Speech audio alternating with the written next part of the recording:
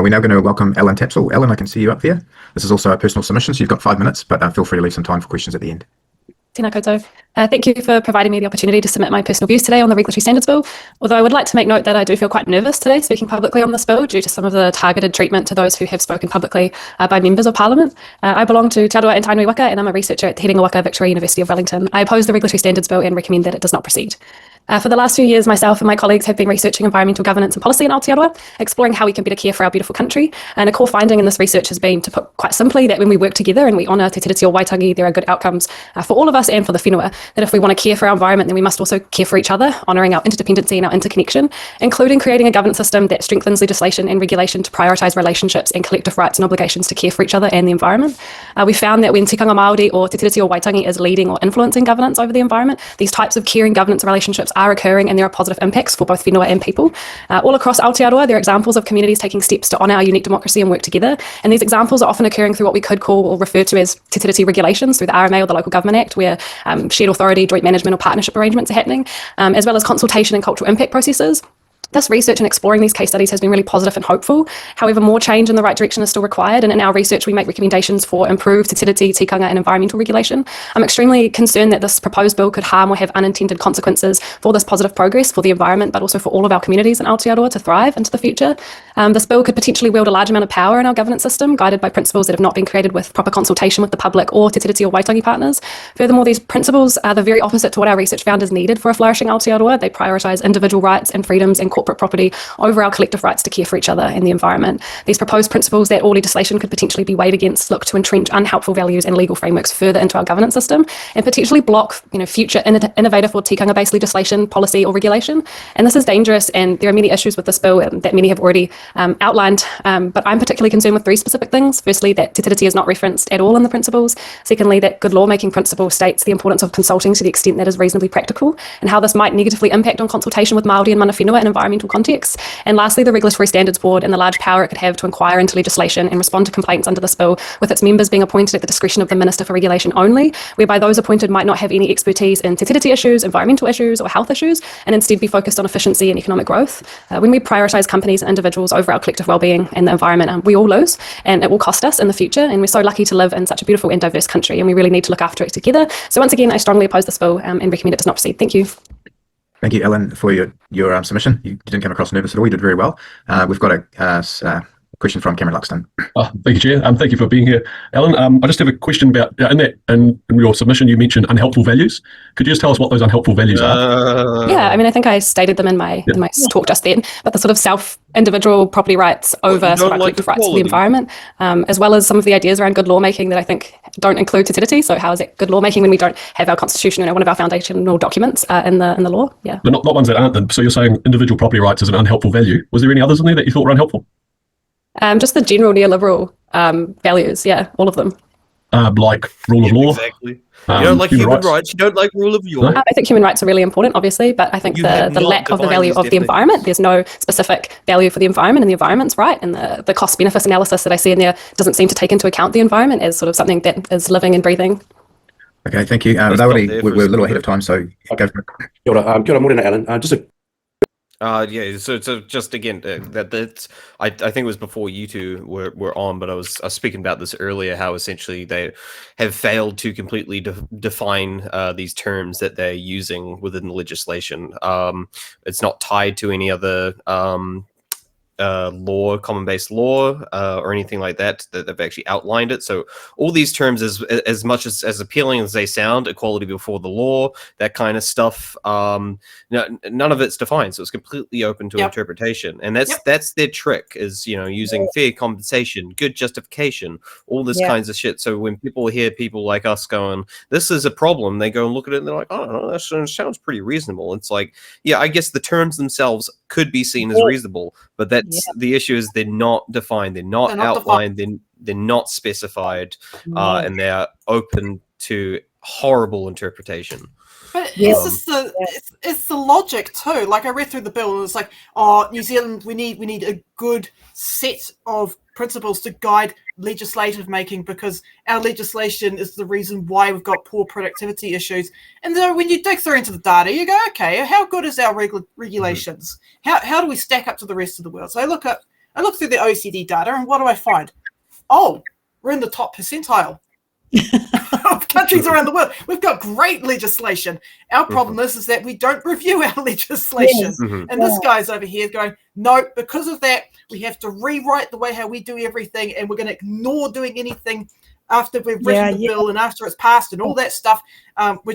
He's basically just used it as a way to kind of justify in bad faith changing the legislative process when that's not the problem. Yeah. The problem is we don't really do reviews here. Yeah, and it's all used to gaslight people who are against it. Who are just so you don't like equality before the law. So, for example, I'll go back into it again. Just a quick example: fair compensation, a term that's used a few times within this bill, not defined at all at anyone. I think it's clause 8C. Clause 8C. Part 2 or whatever, I don't fucking know. But if you go to something like the New Zealand Public Finance Act of '89, it explicitly references established compensation frameworks from the Land Act and Public Works Act. So these are all predefined terms, even though they're not sitting there outlining what they are. They reference other laws that actually give a basis of what these terms mean. This bill does not do it. I mean, open to interpretation. I've got my submission open right here, and one of the things that I wrote down was lack of problem definition. It states in the bill, in the Reg 3 impact statement, that the Ministry for Regulation stated, that's David Seymour, there are insufficient incentives for careful scrutiny, monitoring, and review. These factors are exacerbated by some systemic human biases and sometimes insufficient understanding of what is required to deliver quality. But the bill makes the following assumptions about how regulations developed in New Zealand.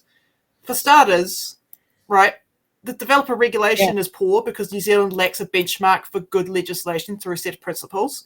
Well, is that true? I don't think it is true. I mean, that's not what the data I've seen. We've stacked up pretty highly. I mean, look, the OECD data, I've got it open right here, that was done this year and then was published this year. I'll see if I can get the link for that in the chat in just a second. But we're actually in the top percentile for good regulation. It's like for what they consider to be good regulation. So things like transparency don't fix something that it's not broken. Need fixing. But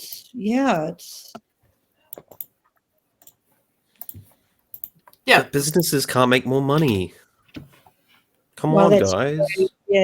True. And that bloody treaty principles just getting in my way. But it's like with Cameron Luxton. Like he just summarized ACT in a nutshell, right? He's like, "Oh, you believe that individual property rights is bad?" I'm like, "Well, you haven't even defined what individual property rights are. We're talking about personal property. Are we talking about private means of ownership, like private means of production? What are we talking about here?"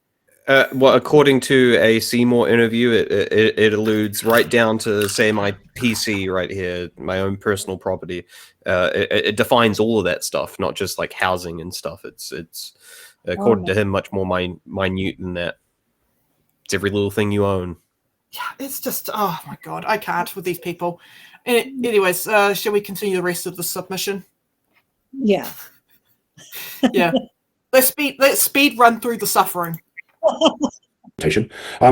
Are you concerned that the bill could be used by powerful corporates and private interests to challenge or weaken Māori environmental and cultural protections? Yeah, I guess one of the big concerns is that it could potentially limit or cause the need for increased justification for using treaty clauses or honouring those sorts of things that we already have in our law, and also limiting consultation, so companies getting around consultation with mana whenua, which often is causing good outcomes for everybody. When you consult and you work together, you can find solutions. And do you think that Te Tio Waitangi protects all of Aotearoa from corporate exploitation and international greed? I think Te Tio Waitangi has some really great values and ideas about working together to protect each other in the whenua. Also, I was just going to say, jealous of wherever she's living. It looked. Oh yeah. I want to answer Rawiri's question. I want to answer it. Yes. Yes. The Te Tiriti is a based libertarian bill Actually, it's a very base libertarian treaty because why? And I'm saying this not from a right-wing perspective, folks. I'm saying this from a left-wing libertarian perspective because it protects people's freedoms to collectivize. It's a great document. Has David Seymour, though, hell bent on, like getting this through, and like it was put through an urgency, and why? What's urgent about it? We're not dying. We're not facing a war or anything. Like, I was thinking, wow. I mean, has he got a deadline we don't know about? Maybe he's been told by children over Snapchat that they yearn to go back into the mines or something. Shit, I don't know. The children yearn for the mines. Or has he got big corporates breathing down his neck? I don't know. The latter is probably more likely the case, but I like the children are yearning for the mines theory. Yeah, I love that one. All right, let's finish up. Let's carry on. Thank you. Thank you again. For